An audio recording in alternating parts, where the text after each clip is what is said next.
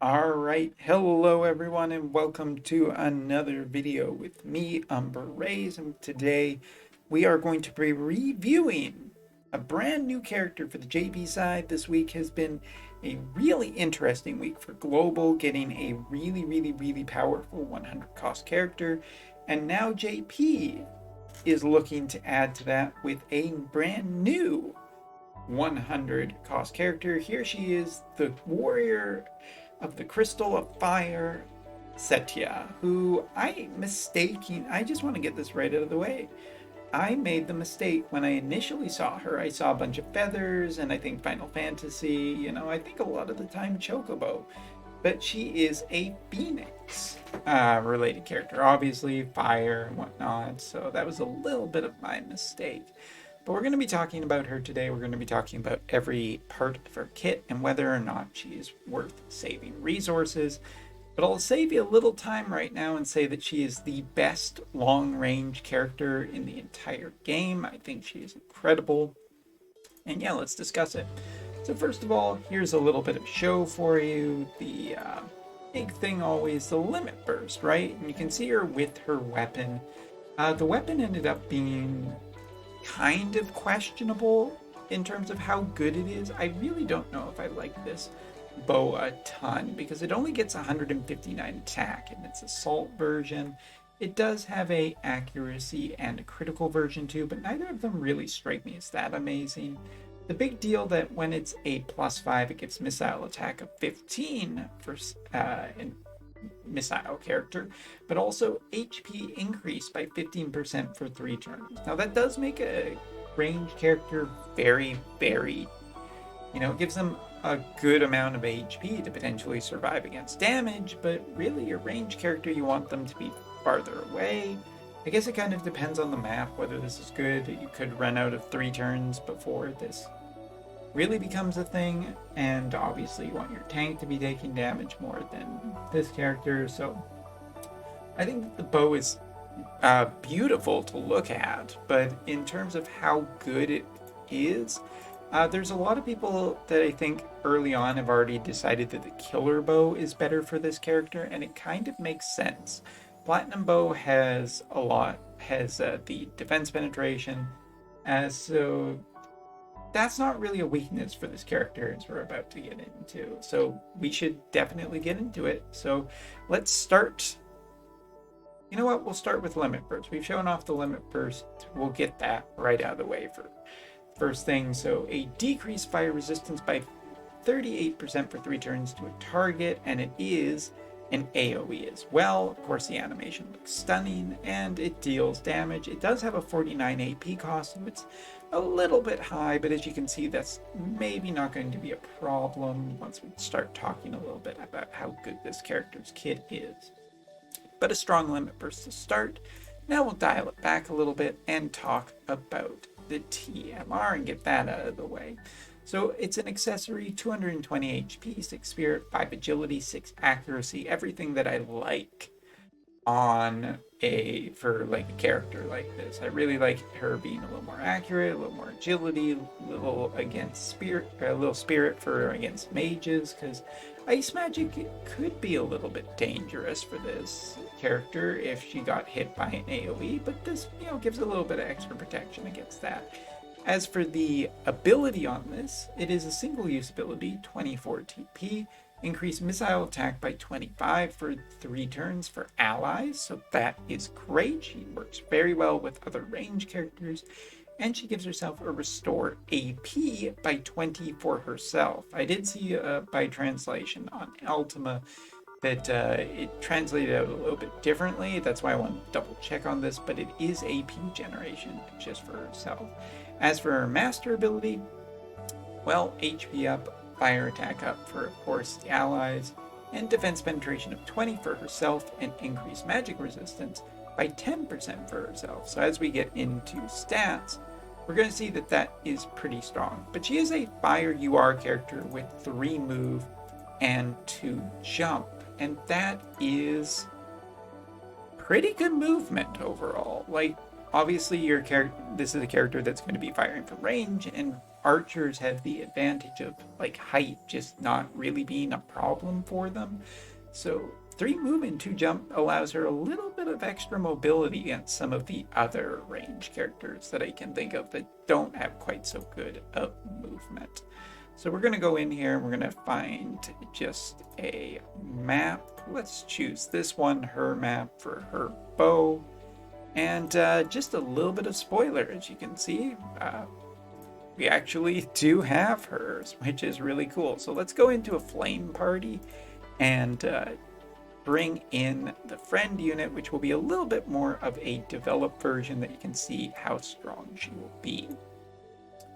So in a fire-based party, as you can see here, about 98 speed, about 6,000 HP, and about 1,200 attack with a 400 dexterity and about a 284 luck. I wouldn't say that her stats are insane, but her kit kind of is. So yeah, it's fine. Taking a look at resistances with the current build with the diamond coat, as you can see, she's very strong against other mages, or against mage-based characters, and obviously against, with this build, very much against ice-based damage.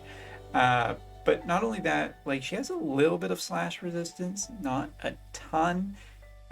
Basically, her weakness is like other kind of physical units. So I wouldn't even say it's too much of a weakness, because I think that this character should be pretty capable of killing others, especially other defense characters with high defense stats, seeing that she can just get around so much defense. So I think this is not really a problem, because you just stick this character behind a tank of your choosing. I really think that Joom is the one that I would particularly like. And the reason, some people have, I think I made mention of this in my last video talking about this character, and some people were, why would you not mono element?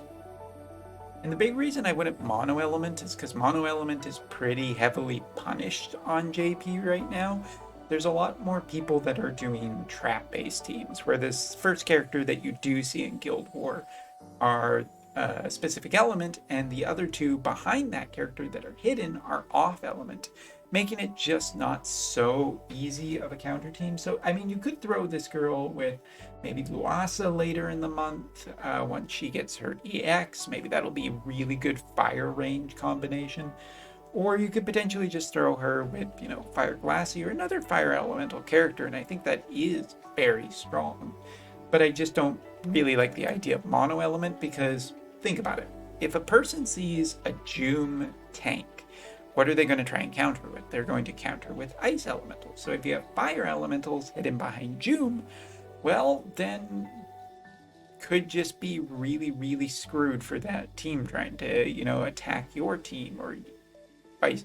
You know, it just ends up working as a good support element for Joom, who's a really good physical tank on the JP side, it should be mentioned. So yes, I do think that if you're trying to build Setia, you might want to go with that instead. But we've gotten a good idea of essentially what her stats look like. We should probably take a little bit of a look at the board for this character. As you can see, mine not quite so strong yet. She'll get there pretty darn fast. So what are we looking at in terms of support abilities? Well, her two main ones for her main job are very nice. A range increase with no downside of 2. That just means that this character has a mass amount of range, and in her kit she actually has ways of increasing her range even further, so she won't have problems hitting targets. As for her other key ability, this one also gets upgraded into 120, so it's an agility increase 12%, missile resistance penetration of 40, and a decreased AP consumption when she is into her EX that reduces by 25 for self. So a nice reduction of cost on her abilities, because sometimes it feels like archers and ranged characters really need access to bells to be able to constantly use their abilities, because some of their abilities, like barrage type things, large AoEs, have big AP costs. So an AP reduction here is really nice. She also has Viking, increasing her HP and attack if you want to do that. She has the increased missile resistance from Viking. She also has range from Sniper and missile attack and luck up, but her main two ones are so good that I don't think it's ever going to be a problem. Like, in terms of deciding, it's not really a decision here. As for her counter ability, who really cares about Sniper and who really cares about Viking, because her main one is effectively Reflex.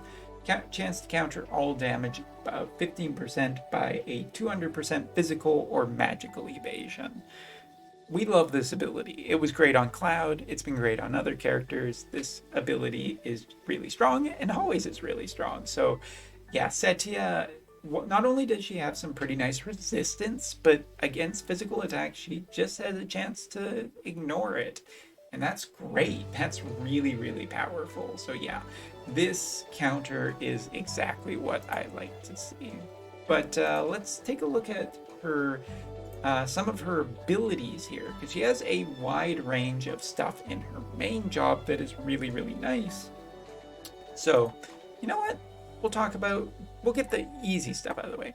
Viking. Viking has obviously some slashing base attacks that are really close. It could give Setia potentially ways of countering in, maybe more PvP and whatnot if the enemy gets too close. Again, she has such high range and such high damage potential because of her, ignoring a lot of defense and a lot of missile resistance that I don't think the enemy has much of a chance to get there, and you should probably have a tank protecting her anyway. So Viking has some abilities, and it has the absorb HP ability as well, and a critical chance ability, increased bravery for herself. All of that is very strong, but I wouldn't say that there's anything too important that I would necessarily want to run in Viking as a class. Counterpoint in terms of Sniper, however, Sniper really makes a high case, I guess, for it to be run as her sub job. First of all, she has the Sniper increased range for herself for 3 turns and defense penetration by 40 for 3 turns. That's really high when you add it with her support ability that also gives her a high amount of missile resistance. She's basically ignoring a lot of the enemy's defense. She also has the chance to inflict paralyze, the decreased agility ability, or damage ability. She has the be able to inflict disable. She has increased attack and Nether Beast Killer, which is always a good one, since a lot of fights end up against those kind of creatures. And she has the break physical barrier for target while also dealing damage. So sniper abilities give her a lot of punishes for the enemy, a lot of really nasty things, while also giving her range increase and ways to ignore defense. So sniper is a really, really strong job for her to be running. But of course, as with any of these brand new characters, brand new jobs are the big thing that we want to know. So is the sub part of her main job worth it? Well, let's see.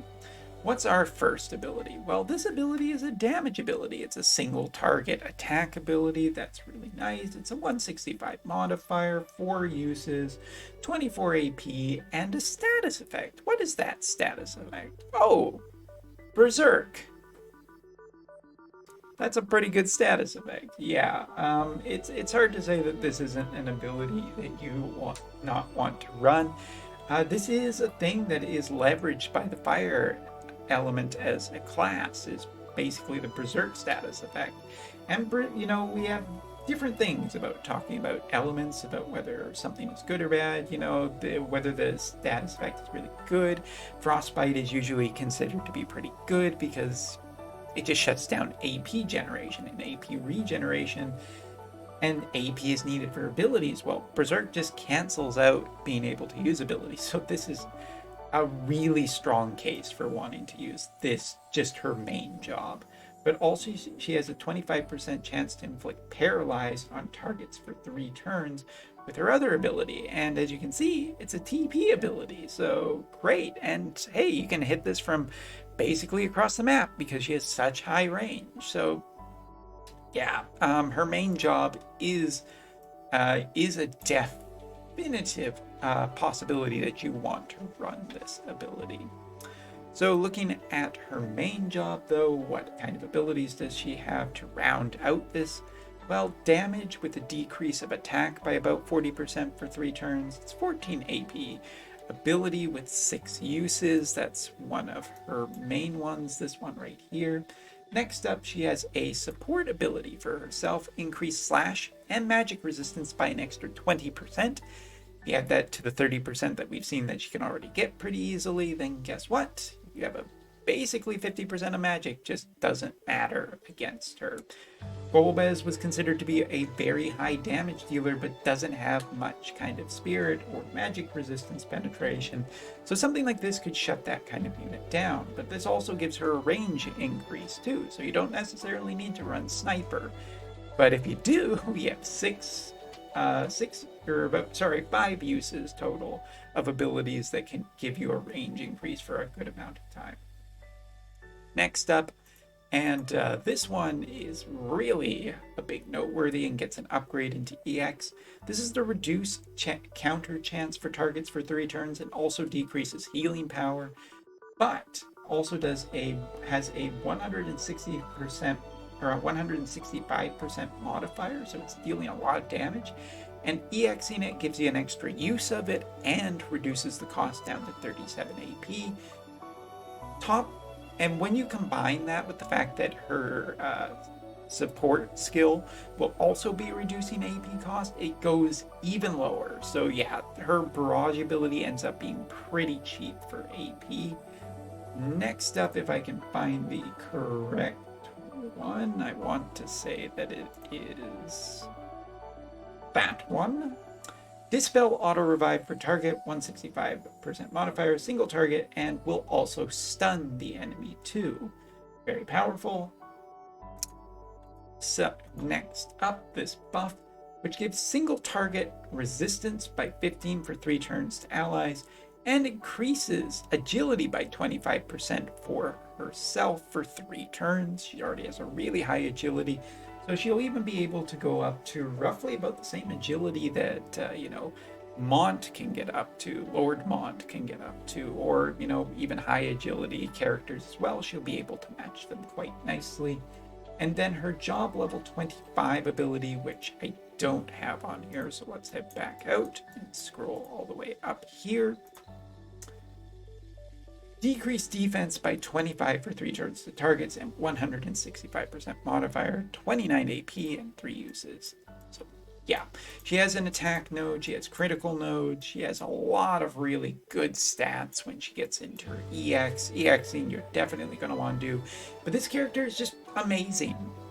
In terms of a range character, since the beginning of the game, this is the type of ranged archer-based character that I have been waiting for. She is incredible. She has so many status effects, so many options for how to be built. She has, lots of support for dealing elemental damage because she can reduce resistance to fire off of her limit burst, which is great for a fire-based team. She is also capable of just debuffing enemies. She's capable of buffing her allies. She's capable of supporting. Like, I created this list on the side, and it really is true. She has one of the best reactions in the game. She has reflex, essentially. How can that's pretty hard to beat. Magic is not really good against her. She is deadly by ignoring enemies' defenses. I think she's just incredible. The only cons that I can see is, first of all, status effects. She really doesn't have much protection for herself against status effects, and a lot of key status effects too. Like, sleep is there, but she doesn't have protection against blind, she doesn't have protection against paralyze, she doesn't have protection against confuse or petrify, slow. So that is a big weakness, and if you're trying to cause status effects with Setia, you're probably going to be running her as a pretty high faith character so that her status effects land more often, and that makes her a little bit weak to status effects too. But there's no doubt in my mind that it doesn't make this character weak. This character is very, very strong, and a continuation of best characters being incredibly strong. I absolutely love Setia. I recommend her highly. I think that globalers who are waiting for a really top tier range character that can deal with aggravating auto revives and everything, or just trying to kill reaction times from a range distance, this is the character you want. Absolutely A+ character from top to bottom, and that's not just because I got her recently, but yeah. Also gets a little bit of a look here of just the phoenix feathers. I can see it much clearly now. Anyway, so yeah, let me know what you think of this character. You think she's incredible? Are you interested in her as a global player? But I'm super happy to have her on my team. Not necessarily what it took to get her. Anyway, thanks for watching, and see you in the next video.